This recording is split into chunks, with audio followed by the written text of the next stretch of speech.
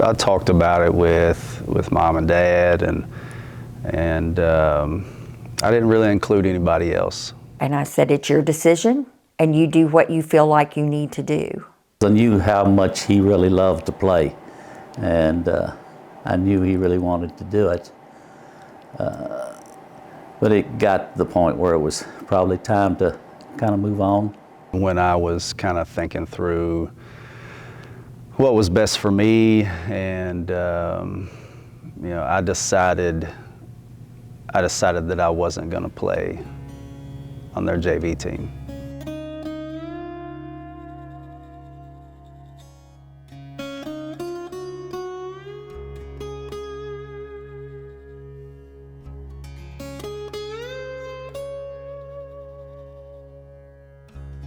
You know, I decided that maybe it's best that I don't do that and just spend time maybe getting my body right, maturing a little bit, mentally, physically, trying to get all those things right first. He said, if I'm not going to play, I'm not going to stay 9 hours from home.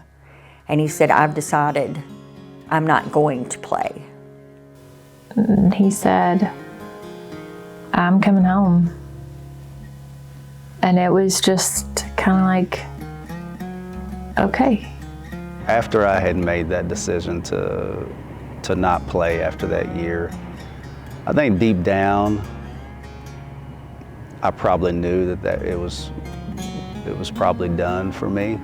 Just think I didn't even understand the magnitude of that decision at the time. I don't think that I really wanted to think about what next steps were, because I'd never really been told that I wasn't good enough, and I wasn't prepared for that. So I didn't really know how to handle it. I'm not sure that I handled it the right way, but that's the way I handled it. So you know, you just gotta move on from that and take what's next.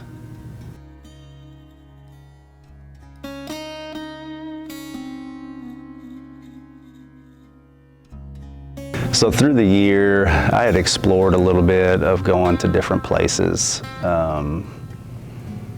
Nothing really stuck the way that I thought it might after that, and I made the decision just to enroll at UK and go to school and get my degree and move on away from my dream of playing college basketball and just get my degree and move forward with life.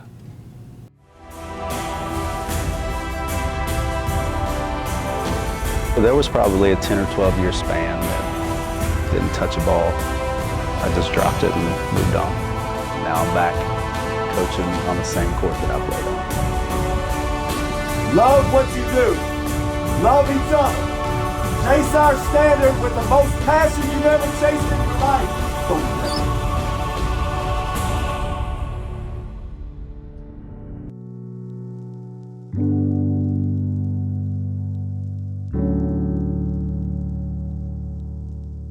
I became shielded from myself, I think, a little bit from regret, frustration that I didn't get done what I wanted to get done, and I got frustrated with everything. You know, I put basketball down probably in 2003. I didn't pick another basketball up until, really didn't even watch much. Probably not until about 10 years ago. So there was probably a 10 or 12 year span that didn't touch a ball, didn't even watch basketball. Just kind of shoved it away, and I just dropped it and moved on. I could tell that there was a hole. I only mentioned it to him very few times, and he didn't want to talk about it because he'd made up his mind. So I let it go. But there was still a hole. I mean, really, there wasn't. We would watch Kentucky play ball, and we would maybe go to some games. We didn't really even go to many of the high school games here. It was like he just kept it out. It probably took me 20 years to talk about it and to really understand and talk through what I felt and what I did and why I made the decisions and, you know, why I didn't continue doing what I'd always wanted to do. And so it was just not too long ago before I ever spoke to anybody about it.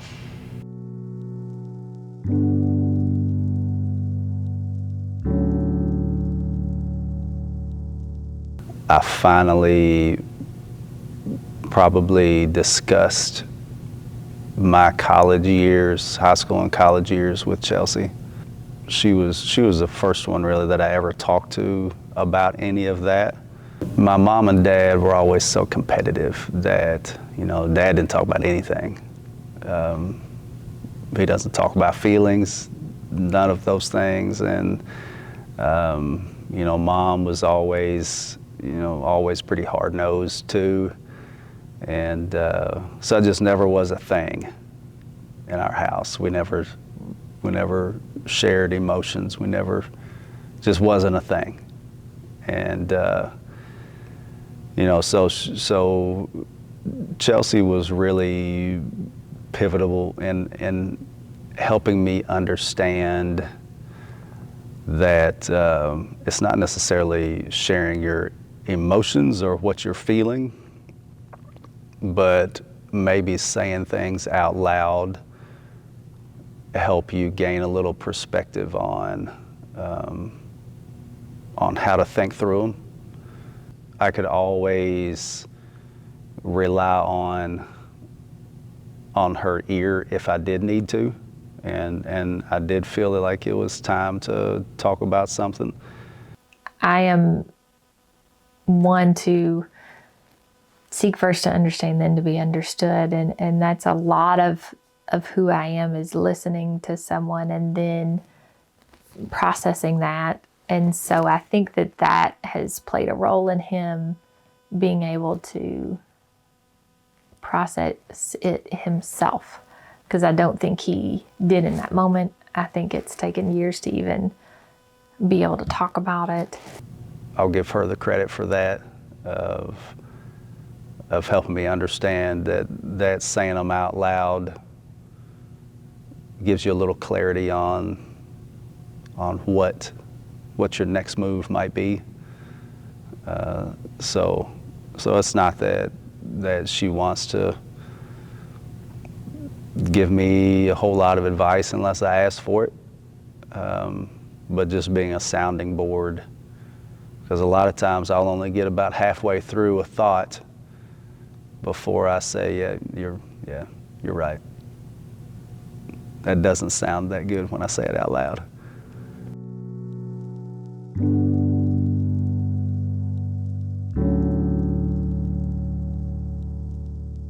If I'm going to do this, then it will be right, and it will be to the best that I can do it. And I didn't really know any other way to do that. You know, I think deep down, I wanted to just not think about what I was still so mad at myself over, and that's a way to do it. But you know, at the same time, it's still just my personality to, you know, I'm not going to do anything halfway, and if I'm going to do it, I'm going to do it the best that I can and strive to be the best at it. When he's all in on something, he's really all in. And so he was all in on showing cattle and making that grow, and the genetic side of it. And he was just super focused on doing those things? I immersed myself into the cattle business and farming, and that's what I did 24 hours a day then, just like what I did with basketball before. And so I immersed myself in it and decided that I was going to be the best at it.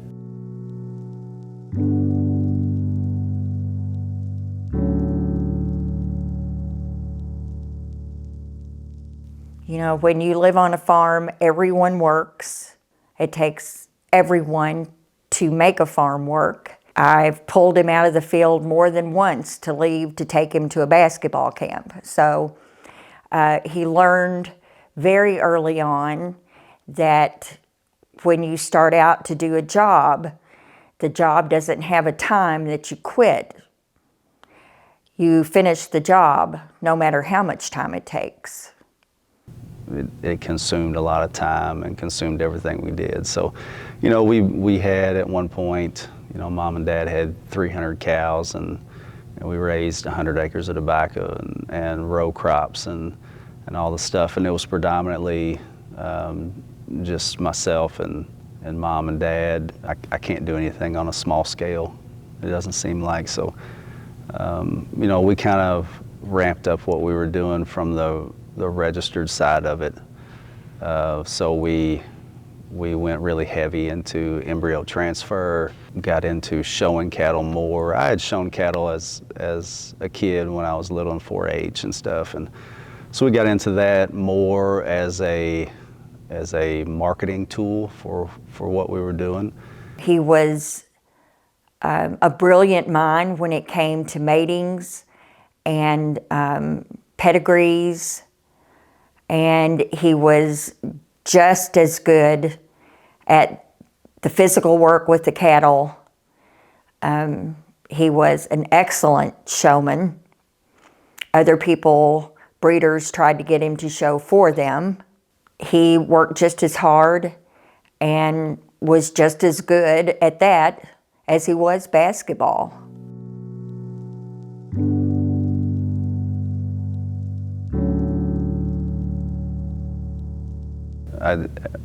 I finally kind of started watching basketball again, and as a fan, and but really what got me back to being involved in it is Brady, and he was in the 2nd grade, and said that he might want to play basketball. I don't know if he necessarily said that he wanted to. He probably said more of that he might want to.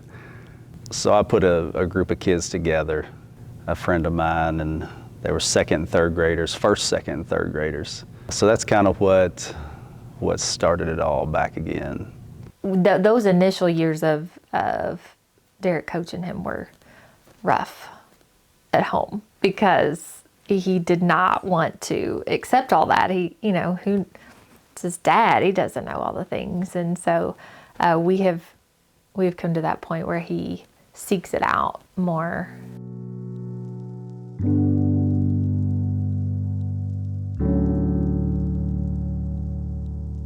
He did not want his boys to wait till they were middle school to start actually playing the game of basketball. And so he started youth league here. I wanted to be able to provide some tools that could give us a vertically integrated program from bottom all the way up. And you know, I'm still not to where I want it to be right now, but we're getting there. It was a tough adjustment from the aspect of having to change my personality a little bit, from being able to demand high and have high expectations for yourself, but not to put that totally on 7, 8-year-olds. That completely drives them away from wanting to play the game ever again. So that adjustment was difficult.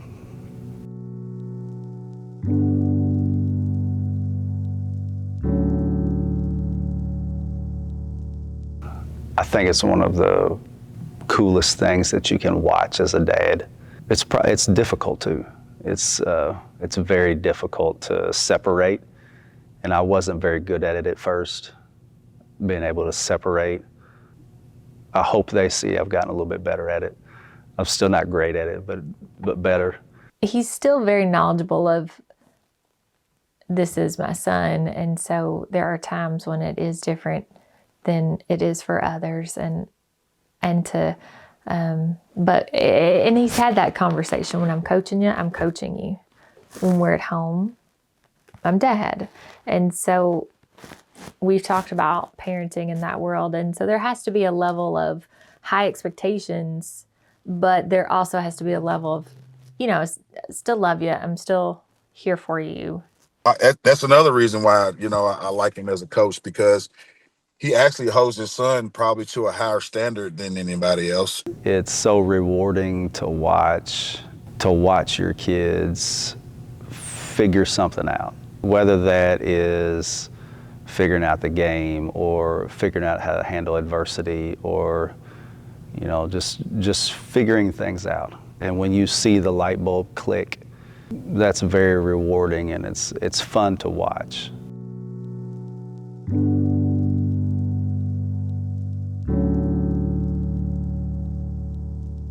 There are moves that they make that remind me of the way he moves. I see things sometimes that they do, and I'm like, oh, flashback. I still tell them every day that they'll never be as good as me. Deep down, I know that at this point in what they can do, they're probably light years ahead of where I was at their ages now. That's the fun thing of being able to walk through this with them, is watching how they interact with each other now, and how they interact with different people. And they're starting to understand the gifts that this game has to offer, and they're taking advantage of those things.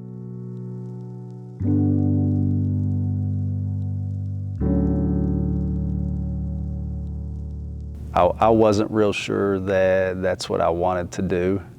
It was fun coaching little kids and teaching the game, and we were having fun doing it. Then when you start putting a title on it and the other responsibilities that come with it, I wasn't totally sure that that's the direction I wanted to go. The way he approached the game, I always thought, he should share that, his love of the game and his passion for the game and his knowledge of the game. I didn't know. I gave that shot for a year, and I found out that I really enjoyed being back around teams. It was and is a pleasure for him to do that. But he loved it. Absolutely loved it. Still does.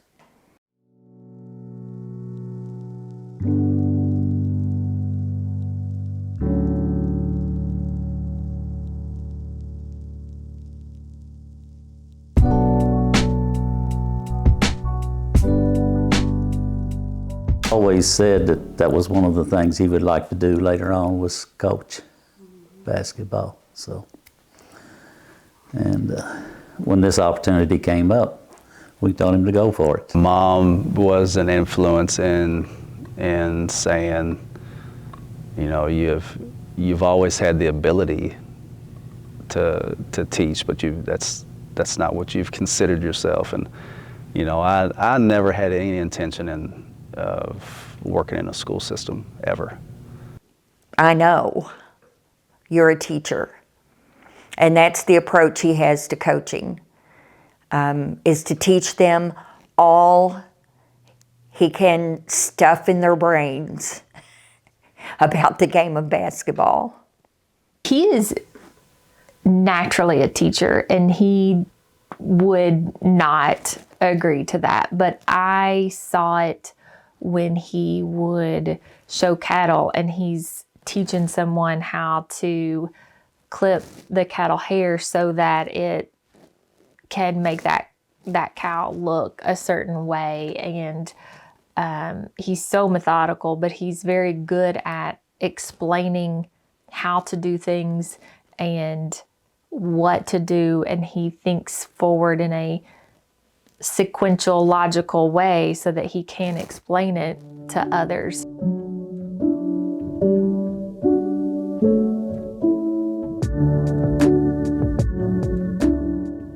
Saw the light come on and knew that this is it. This is the beginning of his passion again. I don't think I knew it was gonna find its way back until it did, and then I knew it wasn't going anywhere. There was this passion there and a desire to coach that I'm not sure he knew he really wanted, but there was just this true love for the game and what all it brought to him and the experiences that he learned from that. And so once it came around, once I really saw it past coaching the boys, and then it was like the opportunities just kept growing. And so I knew that this was different, this is coming, and this is a part of him. Like, this is such who he is. I was really excited about it. I knew it would be kind of hard, but he seems to really enjoy it, so. As frustrating as coaching can be, he has been gloriously happy. He's used his passion. He's used all the experiences, good and bad. I felt like I had something to contribute.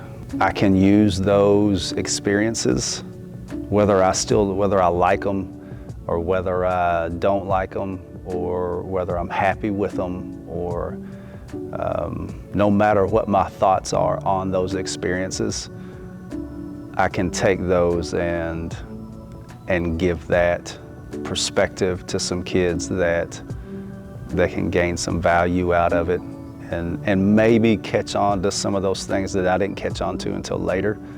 Maybe they can catch on to it just a little bit quicker and be able to help their narrative a little bit. He wants them to be good young men, and he's so thoughtful. You can see it in his pregame speeches. Those aren't just words for that game to get them excited about that game. You'll see glimpses of life lessons in those. And he takes that very, very seriously, because I think he knows that this is not just for now, this is not just for this game, but this is a lesson that they likely could remember the rest of their lives.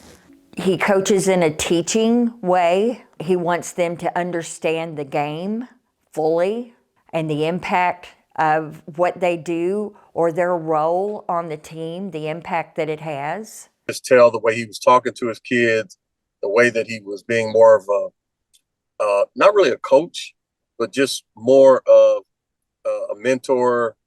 Matter of fact, I remember bringing one kid out of the game and didn't say anything about basketball. It was all about his life and how this relates to his life. And it reminded me somewhat of myself, because I attracted a lot of kids through basketball, but still maintain a life perspective with all of them. The way he communicates with them, he's very patient, he's deliberate, he's very knowledgeable. So, and he's got a good way of sharing his knowledge with those kids that really attracted me. But Derek has it. Now, it's really hard to put a finger on it for anybody, right? The it is probably only about 30% of the coaching. It's the 70% of the other stuff. And he knows how to put kids in a place to win, no matter who they are and where they are. And that's just rare. And he's willing to share it. I think that's the biggest part. He's like willing to share it. There's so many people that may have it, they're not willing to share it. Derek's just like a really good coach on and off the court. He he tries to make every single thing fun for us on the court while making us get better. He also hangs out with us. We spend time together as a team off the court. That really helps us.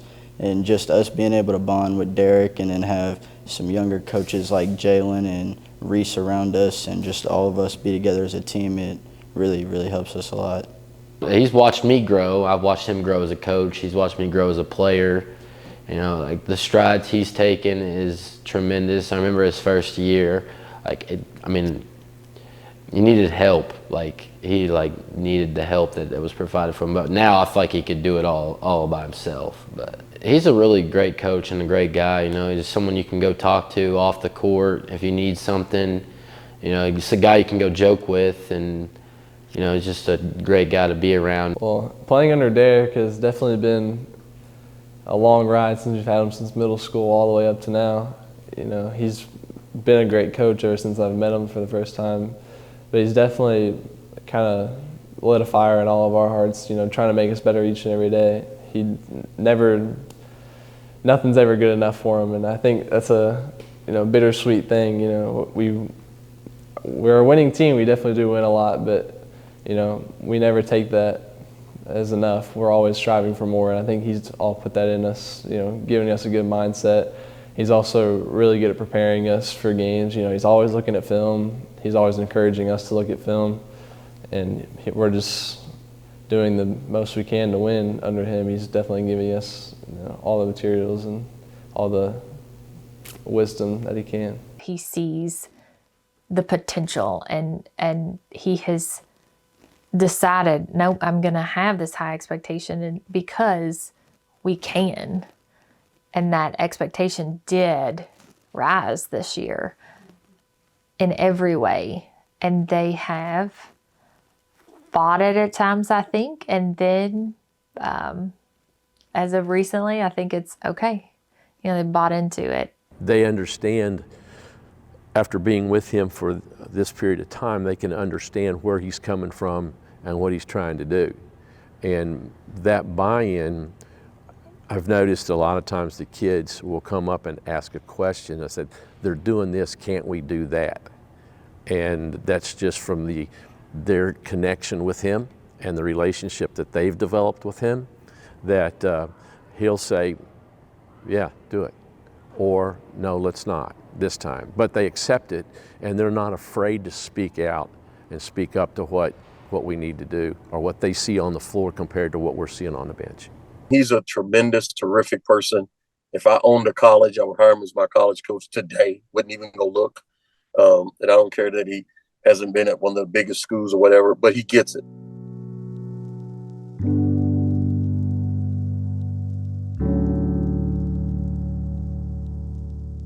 It has molded me into a lot of different things. Some things are super frustrating. Some things are really proud moments, but all of them happened and created a mentality now that is an opportunity for me to come back and hopefully help mold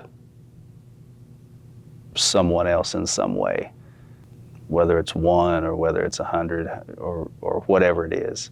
But having a vehicle now, the opportunity to drive this vehicle and help shape the next generation that can hopefully not just carry on. I don't want somebody to just carry on.